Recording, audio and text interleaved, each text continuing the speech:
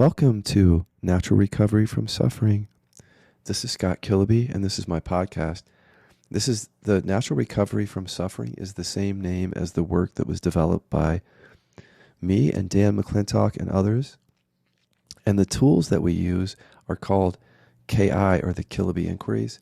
Those are the tools, but the whole work or practice is called Natural Recovery from Suffering.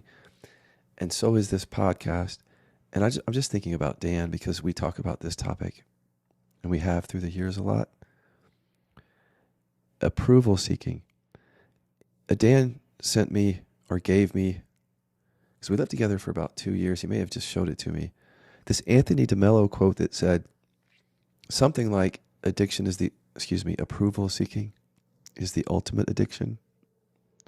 And some quotes, you just feel it's true, but you can't explain it exactly, because you also know that a big part of it is unconscious. So all you can do is resonate, until you're more conscious of something. But I felt that, and we were already developing the repression work.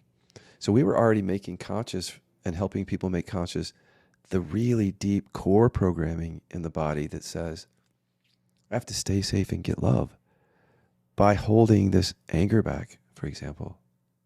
Stay safe by holding it back so I don't have to feel and express it, and get love by holding it back. I mean, the mere act of holding it back to me is the approval seeking. Because the mere act of holding anger back means I'm showing up in a way that it's inauthentic, and that there's a false self there, and that false self feels lacking and deficient, and then seeks approval. And that sense of deficiency is the emotional repression. We're deficient. We're lacking the emotions that we buried. And that sense of lack or deficiency just creates this sense that we have to have other people validate us, see us, hear us, feel us, know us, approve of us, love us. Precisely because, as I said on the podcast, our unmet needs is because we didn't get these needs met during childhood. What needs? We weren't able to feel and express what was true for us. We had to bury some things. And that created this ego, this false self, that then seeks approval everywhere. So if we can understand that the approval seeking is the mechanism of repression, the moment I hold hurt back, I do it unconsciously if it's repression. But that right there is the seeking. Because if you hold yourself back, you have to. It's like a compulsion to stay safe, get love, and approval. The very act of holding it back is that. But again, you can do things on top of that, like look a certain way or do a certain thing and get approval, or not say something and get approval. But to me, it's the very mechanism of holding the emotion back that creates all that anyway. If you weren't holding the emotion back, you wouldn't say that thing or wink at the person that way or whatever that you're doing to try to get bad examples. Who winks at people? I don't know. Whatever we do. But if you can really sit with that and know it, at least in your mind, and then go to our test or start doing the work and see it for yourself in your body, you've got a shot at ending this suffering. If you can see that it is the repression, though. And so everything shows up on the surface as something other than repression, because repression is buried. So when I read the Anthony DeMello quote, I resonated, but I didn't understand. Better yet, I didn't have the deeper insight into where that was coming from for me. And it was the repression. And I think you'll find it is for you too. The very act of holding back yourself creates the seeking for something outside yourself, because you feel deficient, separate, lacking. You can't fix that on the surface. There's no amount of approval that would ever fill that hole, because it's not really a hole. It's programming that makes you feel separate and deficient. And it's the repression, most of it.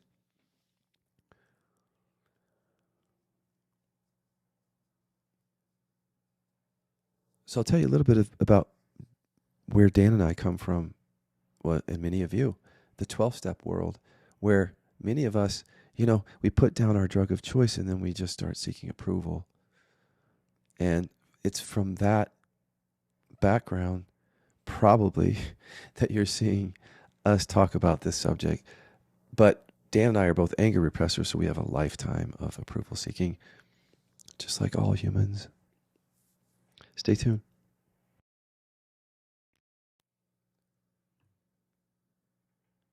So then, not having this work at the time when I was in 12-step, I was just, like Dan, but he can tell his version of the story, that I was seeking approval.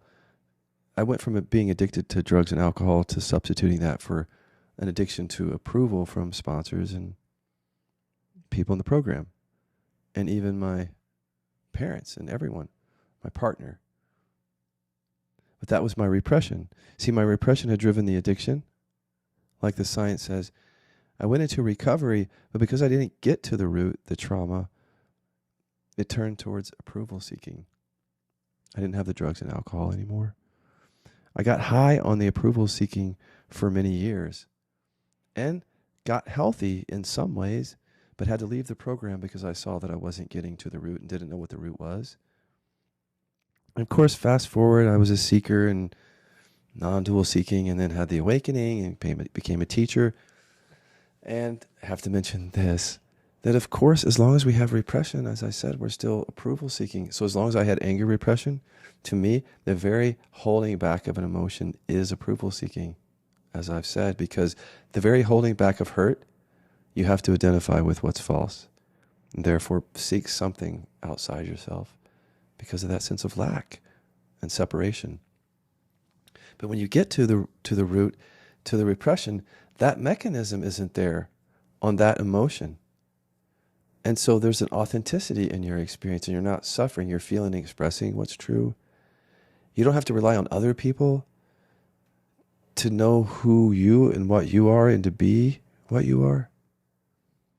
But I couldn't know any of that, even as a teacher with anger repression, because the awareness has to be embodied to know this.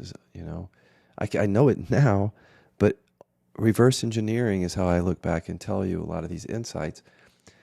So what I'm trying to do is to help people as they come into this path, where do they, or just come into spirituality if you're not coming into this work. Let me say a few things about that. So the first part of my teaching gig, remember, was a lot of pointing and resting as awareness, which is very regulating to the nervous system of people in repression. And so a lot of them were experiencing like temporary peace, but not really the recognition of presence necessarily. And they would keep coming back for that nervous system regulation. They were seeking safety. And then there's approval seeking in that, because if I can make you feel safe or at rest in presence and better, then you approve of me. And I might do it again, not knowing that it's coming, that my very turning away or not going to the root of suffering is coming from the root of suffering.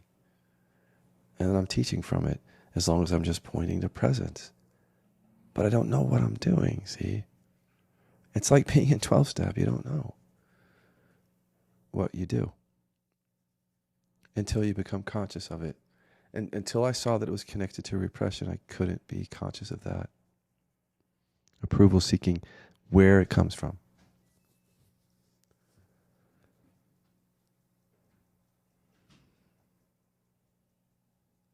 So now I just want to talk to you about you coming to the path or to spirituality or healing. And I'll just say point blank, because I'm not seeking your approval, even though I wrote many books on just resting and being and noticing and allowing. That's good to see the approval seeking, the actual behavior come and go, but the root of it comes from the repression that's hidden. So as long as there's repression, the very holding back of emotion is, I'm not going to be myself here. Whatever that may be. Going to identify with something false, there's lack, seek approval, seek something.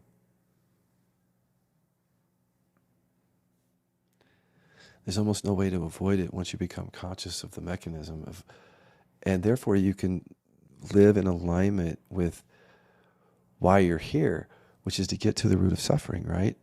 And every time you see the approval seeking and there's suffering with it, you go to the repression and you make that connection or that mechanism conscious. Because that's the unconsciousness of that creates that approval seeking. So again, we create the suffering unconsciously from repression. It comes into awareness. Now, if we're coming to a path of just resting, mindfulness, when it comes into awareness, we allow it. Whatever the approval seeking or the suffering that comes from it is, it comes into awareness to some degree, and we allow it, the feelings too, but none of those things are the repression that created the approval seeking. Remember, because the very act of holding that back in the contraction in the body creates that approval seeking response and the suffering with it.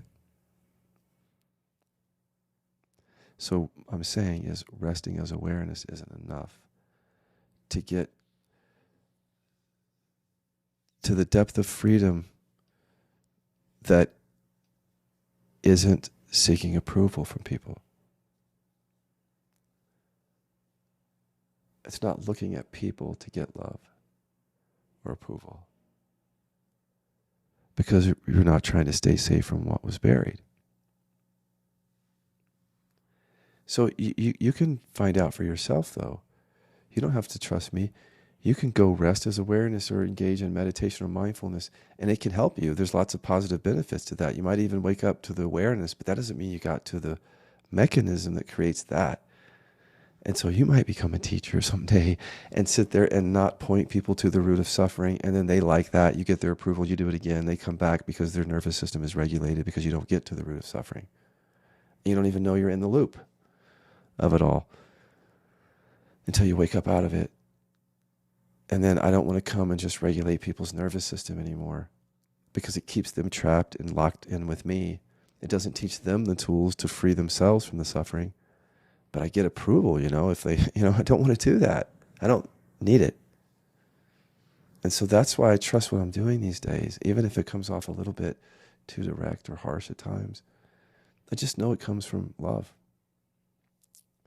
when you're not trying to get love. Okay, so stay tuned. I want to give you a few more practices that you might look at to think, oh, this is going to get to the approval seeking or the deficiency story that's there with it or whatever. And let's see if it does.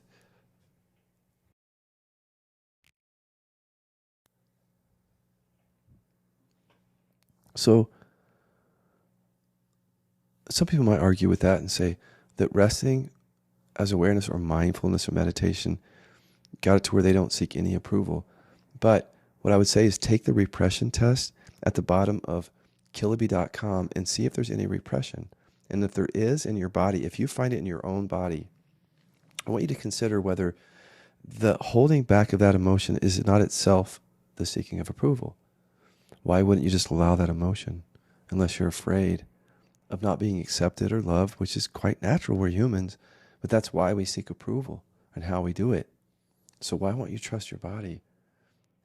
Why would we trust a mind that is here really to, from the perspective of buried emotion, the mind is there to help that emotion stay buried by bamboozling us into believing the ego identity and the story and the seeking and the enlightenment story and all that, and the healing story, when we just have buried emotion, creating this need, this compulsion for people to get something from them. We perceive it that way.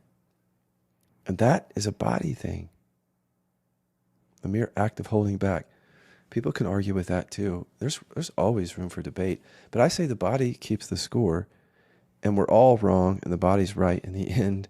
And if there's suffering, there's suffering. And all I'm doing is trying to point to the root of suffering. So I'm willing to debate anybody, but where does that get us? Because the body tells us the truth, not me and you.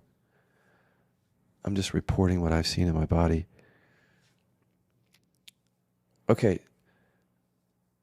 So other practices would be like, I've heard people sit with me just recently. It happens all the time, actually. And they'll say, Scott, I did this practice. Tell me if you think this is a bypass, like it just doesn't get to the root. And they'll say, yeah, so I see this story comes up, this feeling and story that I'm not good enough, And I pull back and I just feel that feeling that goes with it. I let just the feeling be there fully. The thought's there too, but I just rest with that feeling and I pull back and see I'm the awareness of all of it. And then I watch it just fade naturally into awareness. And then what's left is the awareness.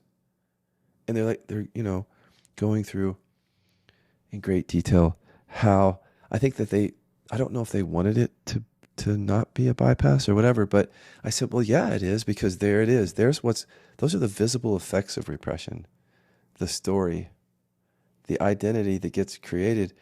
Because look, again, if we have to hold back what's true, we're forced to identify with what's false. That's what comes into awareness. And so what's false is coming to awareness, and we think that we can just rest with it. But it's coming into awareness for a reason, because of the act of holding back those emotions. If we didn't hold those back, why would we need that identity, that false identity, to protect us or shield us in some way or distract us, keep us safe, get us love? We wouldn't need it if we didn't have that basic mechanism there running things. So that's where I'm having people focus. And if you go to that looking at the deficiency story, you're not focusing at that level, which is under that story in the body. But see, it's safer not to go to what's buried and to go to what that person was looking at. And the nervous system likes that. That's why non-dual teachers are popular. It's not just that we're pointing to the truth of presence. It's that in the pointing itself, we all feel better most of the time. So that's a problem if we're not also getting to the root of suffering, though. If we're just resting and just letting suffering come and go endlessly, and or not even if it's quiet down a lot, there are subtle ways to continue to suffer and seek approval. Very subtle ways, as I hope I've shown you just with like teaching and stuff.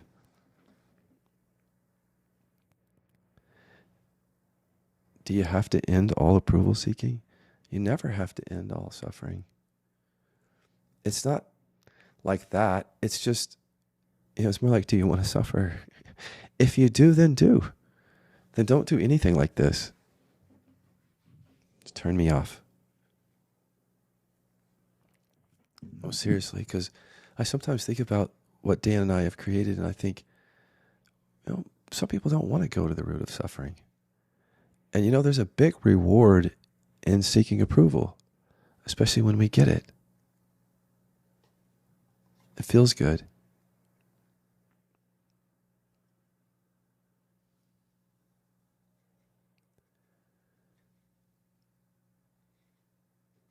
But if we look, the suffering's right there with it.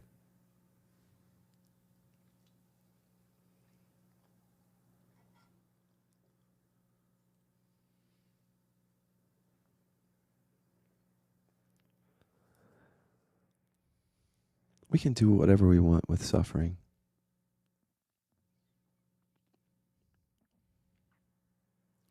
We can question the identities that come up in awareness in suffering. And as we rest with those and the feelings that come up, we don't have to pay attention to the fact that we're creating it unconsciously in the body. We can just rest and allow these things to come and go. We could not even do that. We could just say, fuck it, and then suffer. You do anything in between. If you feel the freedom in that, if you feel any in that, because with this work you have an option. Suffering becomes optional because you're getting to the root of it. So for example, suffering is optional. If I'm getting a hit of approval from you, why would I process the repression that creates that whole thing? But if I don't get your approval, then I might suffer. And what if I process just suffering? Right? What if I process just when I don't get your approval? That's what I mean by using inquiry just to feel better. What if I just have a more mature attitude around it? Think about it. we're talking about ending suffering, possibly, if you're open. And for that, you wouldn't just look at the suffering, the negative stuff. You would go into the body and start looking at the programming that needs approval and making it conscious. But that just means making the repression conscious, because the very act of holding back an emotion is that, in my view. You would do that work, in other words. You wouldn't just wait around and, go get approval and then wait for not when you don't get it. I mean, that's just being a human, and that's what brought you here, is going after it. And then, you do whatever you want, but think about it. You now have a way to get to the root of that if you want. You don't have to go right above it, like with those processes that person was explaining to me. You don't have to, but you have all these options. And now one of your options that you don't have to suffer, that's one of your options, which means when you inquire on the repression, it's not just about feeling better. And if you do it skillfully, you feel better, but it's really about getting to the root of suffering and making conscious that unconscious conditioning. That creates the approval seeking and the suffering with it. Okay, stay tuned. I got a little bit more. Yeah, so I see approval seeking, as I've said, as the very holding back of the emotion is the approval seeking. Because as soon as I hold anger back, I have to present as something that I'm not. That I'm seeking your approval by being something false. Because if I could be my authentic self, it wouldn't be about approval. It would just be about being myself. It is that simple. We teachers say it's just about being. Presence. And we strip away, sometimes with our language, that individual expression quality.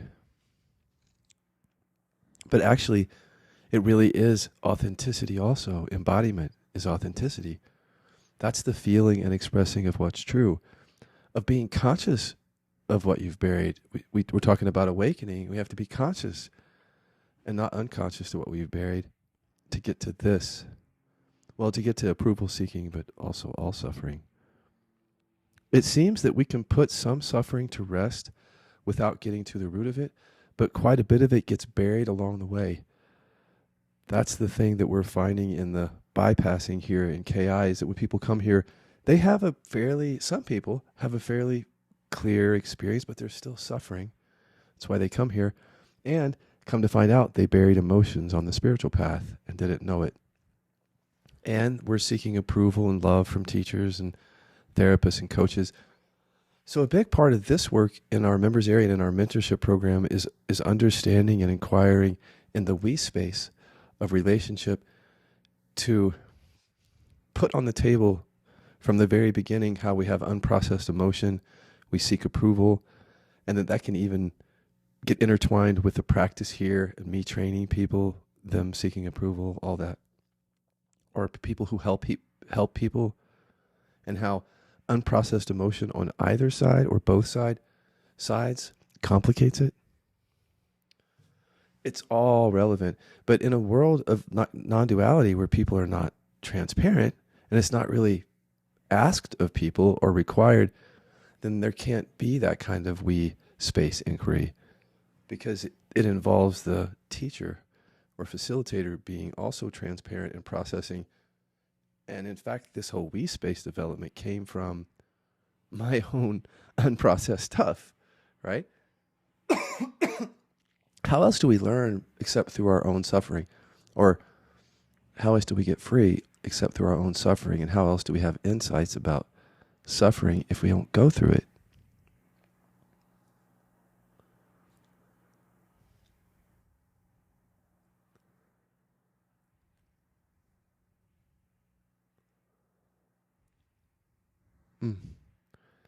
So, approval seeking, I'm just going to assume that people listening either know the skills or they're going to take the test at the end of this and start to learn them. But when you do, approval seeking is not something we're necessarily very conscious of, as I've said. So when you start to bring inquiry to that, it sometimes happens this way, that we get triggered And then we inquire because we don't like the negative emotions that are there. So we start to inquire and we find that we were seeking approval then, but it's like in hindsight. Like when we're doing it, we just think we're being ourselves, but we don't realize we have the repression there, and then we're setting ourselves up for that trigger by seeking approval.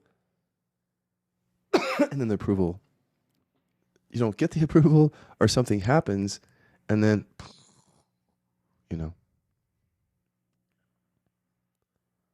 the trigger. And then the deficiency story, or like, I'm not good enough, or something like that. But that also comes from repression.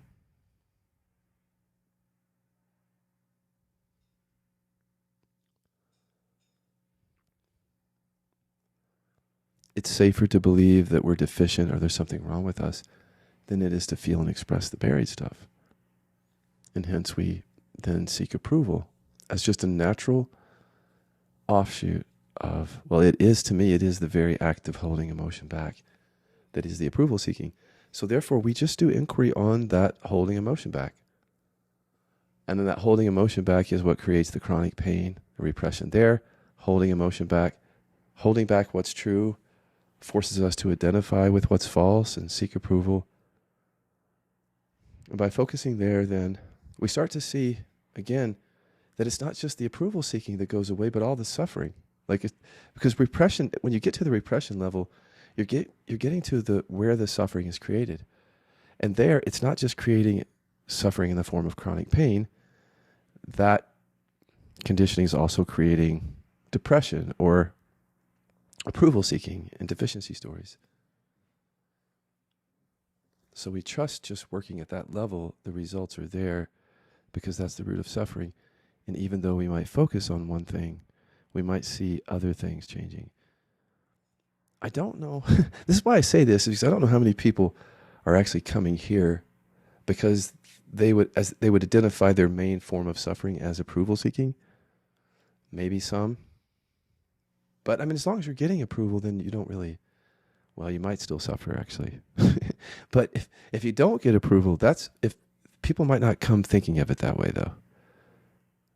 They might just come thinking, whatever, and having a disease or some issue or suffering. And then they find that they have buried emotions, and then they discover the approval seeking, which is pretty hidden actually. Even though we're doing it all the time, the mechanism, the conditioning in the body is very hidden.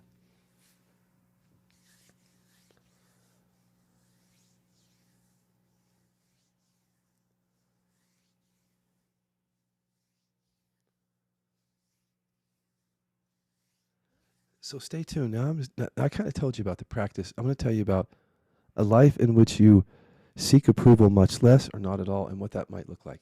Stay tuned. I'm so excited just to talk about this because this is all energetic. This work, it just brings about an energetic change or transformation in your life, which you can't put into words. I try, but it's your life, it's your experience, it's what you are. But it's embodying that. That's the difference. Then it's not just present moment awareness. When you get to the mechanism that seeks approval and validation and love and all that stuff, you're getting to the very root. You're changing how you relate and respond to all of life. The whole world that you created of suffering goes away. All the approval that you were seeking out of that goes away at some point. And you don't have to make that into a carrot in the future. The very mind that does that is the repression. Whether it's seeking approval or seeking the future, that's how we try to escape the buried stuff.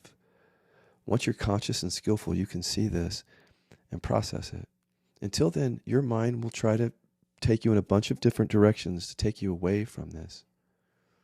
This is like the ego in the body, the very core of it, the self-contraction.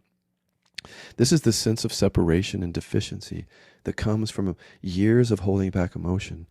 Emotional repression is behind the physical sense of separation, a lot of it. Not all of it, but a lot of it. I didn't know that. My chronic pain, which contained that anger, repression, seeking of this or that, felt physical. That's just a word. It was an anger repression. See, there was a sense of separation in that. And that's what I want to say to people, because we're trying to get free by not getting to the thing that creates the separation. I mean, that's what I was doing, is just resting and noticing my suffering come and go. I'm just watching my suffering coming and go, like John Lennon said, watching the wheels go round and round. But to get to the root of it is to end that seeking outside of yourself. And that's just natural. That's not special. That's like if we were kids on a conscious earth, this would just be what we are. It's so natural. And there's a sense of wholeness in it because we don't have to bury emotions. So we have all these options. We don't just have to have trauma responses. That's what we're stuck in when we're unconscious. We have to always fight or flee or free or freeze or be right or whatever. And we don't have to do that anymore. And we can even be more open. And some people, you even think that like you're identified with your ego because you'll be so open. They won't understand you. A hammer only sees nails. But you don't care because you're not trying to get their approval. That's the difference. Their shadows don't even land if you've done your work. You'll start to see the benefits immediately when you do the work, but you have to sit in your life and look and see. Don't wait for when you don't get approval. That's the bypass. Doing inquiry to feel better. No, the mechanism is running when you go to the store, when you go to work, with your lover, with your best friend. Here at this work, it's everywhere. And that's why you have such deep freedom here, because you see it's everywhere. That's why I kind of called it the greatest human addiction, even though it's just our operating system, really.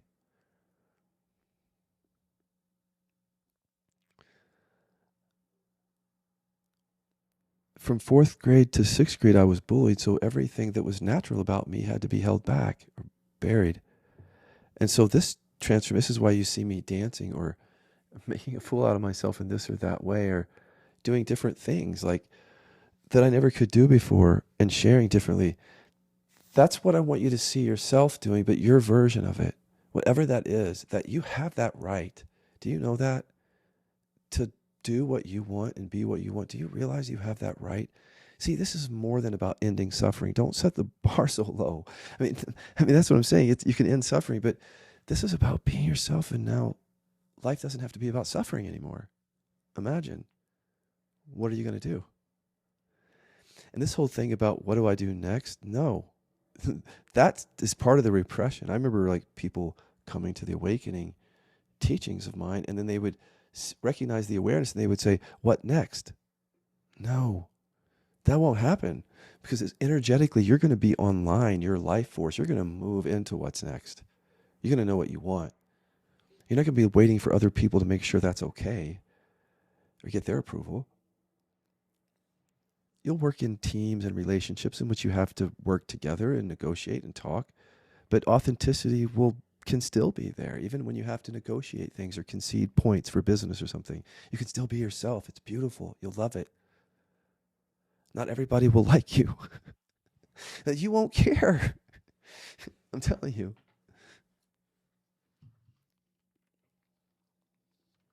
And for anger repressors, you won't be assholes. You might be for a little while you're still afraid of expressing the anger and holding on to it a little bit. But no, that's exactly what you're not going to be. You buried anger all your life. You've been angry all your life. That created all your suffering, as I've said. You're going to move through that. You're not going to be angry. The reason that you're angry is because you're seeking approval and other things from people, and you can't get what you need from them. Why are you looking for it? Because you can't meet your own needs. You can't feel and express anger. It's that simple. That's why you seek approval. Hurt repressors, same thing, but that emotion.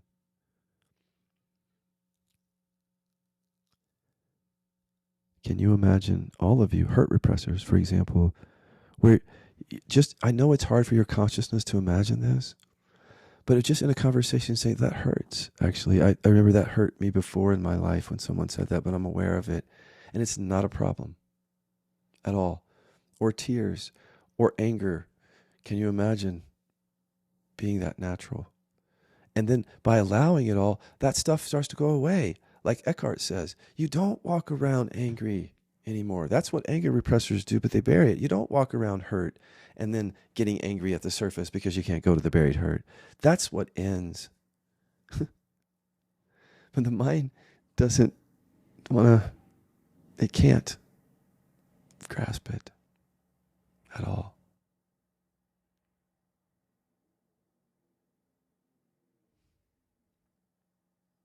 Because being yourself is the simplest thing. You know how they say that presence is the simplest thing? Well, this is what this is. But without trauma, that's the key. Without the suffering. And again, if the mind right now is making it into a carrot, there's the repression trying to keep you safe. It's seeking outside yourself. That's what it does. Once you're skillful, you'll make that conscious. You won't sit here and just say, why is he saying that? And now I want to seek that. That just makes me, you won't do that anymore. You'll capitalize on that seeking. You'll see that that's the same mechanism that makes you seek approval at work. Don't want to feel and express what's buried.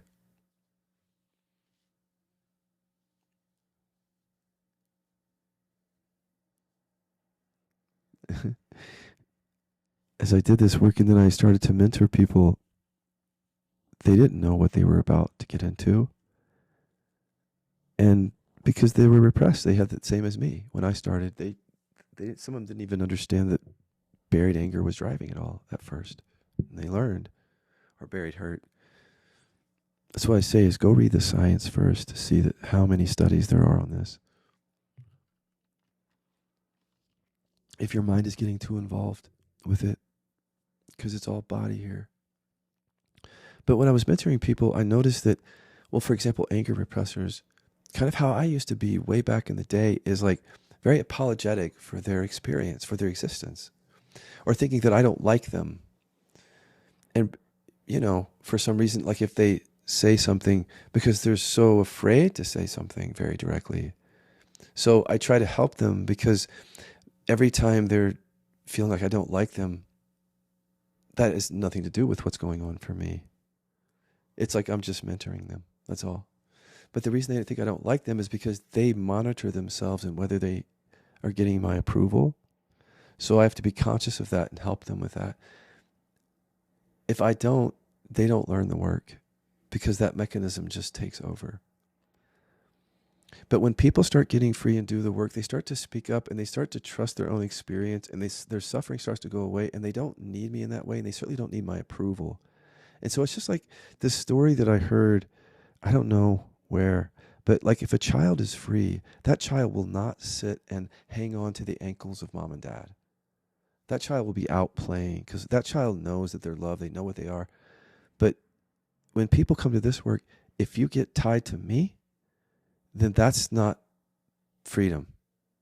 And so my job from the very beginning is not to have you coming and holding on to my ankles or seeking my approval or anything. That's not clear. That's trauma. It's not clear. I mean, we could say it's this or that reason, but not energetically, but unconsciously what's driving that is the repression. Can't trust ourselves. Have to give our power over to people. We do that to teachers too. Not here. There's going to be none of that here. I mean, it's going to happen, but I'm going to say, that's you. You're giving your power away. That's emotional repression right there. You're projecting onto me good or bad stuff, which basically denies your own power and life force right there. So if I take that projection either way, whether it's praise or negative, this or that, and I don't address that, then I'm not really mentoring you. I'm in the trauma bond with you.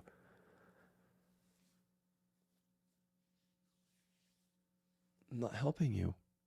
I'm helping me stay safe and get love if I'm not clear. There's the root of suffering. That's clarity to me. Pointing to that is what clarity is. Pointing away from that keeps people safe and keeps them suffering.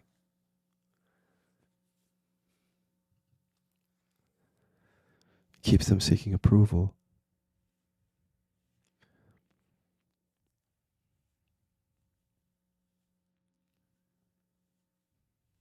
There's going to be like a bunch of changes coming in the way that coaches and therapists and teachers who are willing to come here and do this work with people. Because many people are going to see that they're running on unprocessed stuff too. That those who are helping people are seeking approval and attention. And it's just being human. But see, now you're going to keys, skills that will tell you exactly why you're doing something in your life. Can you imagine? And you can never trust the mind because the body keeps the score. So you're going to get these tools that will tell you if you're doing this in the world, you're doing it. Your mind might tell you you're doing it for this reason or that reason. Your body will tell you if you're doing it for approval and love or to stay safe. It'll tell you like that once you know how to listen. If you don't know how to listen with skill, your mind will take over, and that's how you'll keep doing it and stay unconscious to it by telling yourself, well, I'm doing this because I like this and I want to achieve that and I want to do this. That's the mind at the surface that's telling you that. And that's the story, right? But unconsciously, that's driven by something. And quite often the need for approval, love, and all that. And see, can you imagine how that can help people who are helping people, not just the people that are being helped? When we all become more conscious of it, but it takes a kind of earnestness that a lot of people don't have because we're getting something out of the approval both ways. In the helping world, for example, the teaching world, coaching, therapy, whatever, sponsors and sponsees from 12-step. We're getting something mutually until we make conscious, I should say, and clear the repression. Make it conscious. We're going to keep doing it and not know we're doing it. But now you have tools. You're going to learn them here, and you're going to have a way to check in on everything that you're doing. I mean, even like a conversation with your partner. Am I just saying this to get their love? There it is. Yep. And that's how you know to go to inquiry. Because you're conscious. You have skill. You're not just doing something again like you've always done and then suffering in the same way. You're going to do it and then suffer and then process it. You're going to do it again, suffer, process it, but then it's going to stop happening because you'll get to the root. So if you think about that with approval seeking, then look at your life right now. Of all the different people, institutions, whomever that you get approval from, or that you seek it, or something from, all that, the energy behind that, gone. Transmuted to presence, to being, to energetic flow even, because you're getting to the root of suffering. Which brings me to my last sort of subject on this, because I want to create a greater context. It's like, well, what does it mean to just not live in the world seeking approval anymore? Well, that's up to you. You have to live that life and see what your life looks like. But energetically, what are we talking about here? And when I first read Eckhart Tolle's book, A New Earth, I really resonated with the last part of the book that talked about the 3 frequencies of being. So there's acceptance, he says, inspiration, and then the deeper state is enthusiasm in God, but really it's embodied. And so I resonated, but I couldn't experience the deeper states, the deeper frequencies of being that he was talking about. And he didn't provide a pathway. He talked about the pain body, but if you go read the science and the research, that's the trauma and repression in the body, or that's what you discover here, that what he calls pain body. He would say when the pain body is transmuted, there's embodiment, there's enthusiasm, flow, joy. He has his own words for it. And I totally agree.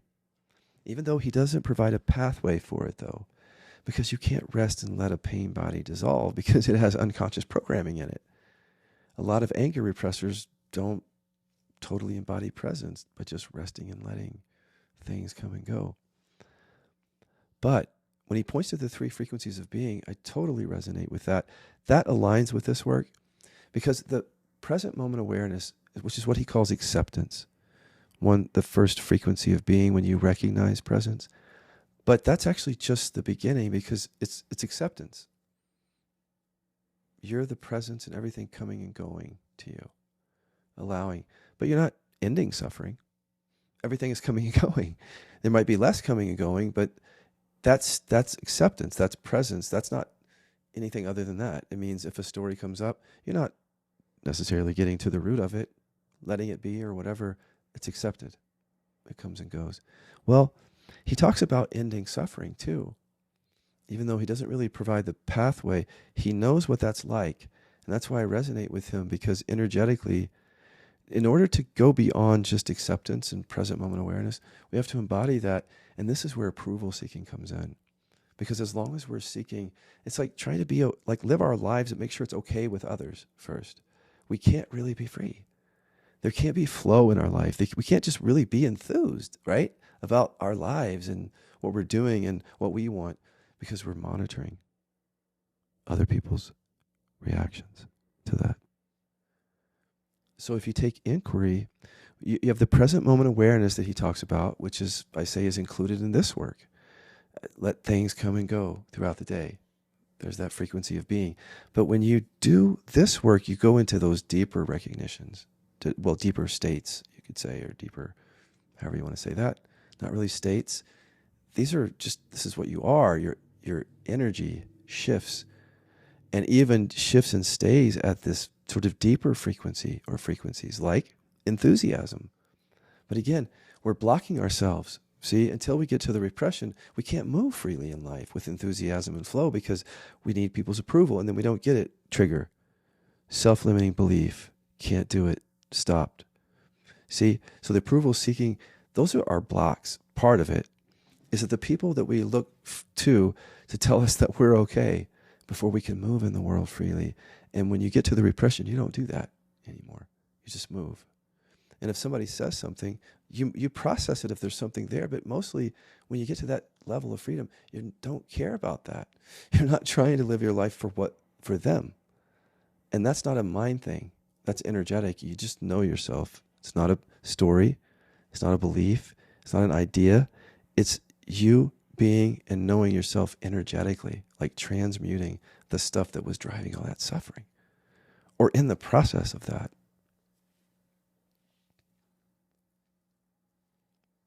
And again, if your mind is making it into a carrot, that's what the repression does. It seeks outside of itself, approval or whatever else. It's just reminding you, because when I talk about this, some people love it and some people don't. Don't sell yourself short on the possibility here. Your unrealized potential, as Thomas Hübl said, is waiting for you in your body. This flow, this enthusiasm. And your present consciousness is going to try to scare you out of that freedom. It has to. But that's a different state of consciousness. Your fears now won't even be relevant in that enthusiasm. They are only relevant where you're at now. The stuff that's coming and going tells you that that's scary. That's your state of consciousness. But that changes as you embody presence. You're going to feel very differently about these emotions that you've buried and how you relate and what's important to you and what you want and all that. So it's more than just energetic, but he's right. It's so energetic. I think he says that. But it's also relational. You know, it healed my chronic pain. I'm not making claims. I'm talking about myself here. You can see for yourself. But I don't know. I just want to give people hope. That's a bad word coming from a non-tool teacher because it implies future or something. But forget it, because when we're in repression, we're so unconscious. If I don't say to people, there's a potential for you. They're just waiting for you. It's right here. It's buried. And get people excited about that, because there's so much suffering in the world. Why not? Well, if this inspired you and didn't scare you away, and you haven't started the work, I'm going to put a link. Well, you can always go to Kiloby.com and scroll to the bottom of the page and take our free repression test. But I'm going to put a link to that test here in the description of this episode, and also a link to our retreat in May, which we are super excited about. This is the first time we've brought this work publicly. We do it with people behind a wall in a community because it's really deep work. And we invite only people who are really serious about it, actually. I mean, not invite people, but we only want people who are serious about it there. That's why we don't just do it everywhere on social media. But we're going to do a retreat, a 3-day retreat where it's like a full download of this work, including the experiential aspect, the skills. So we'd love for you to join us. Thank you for listening.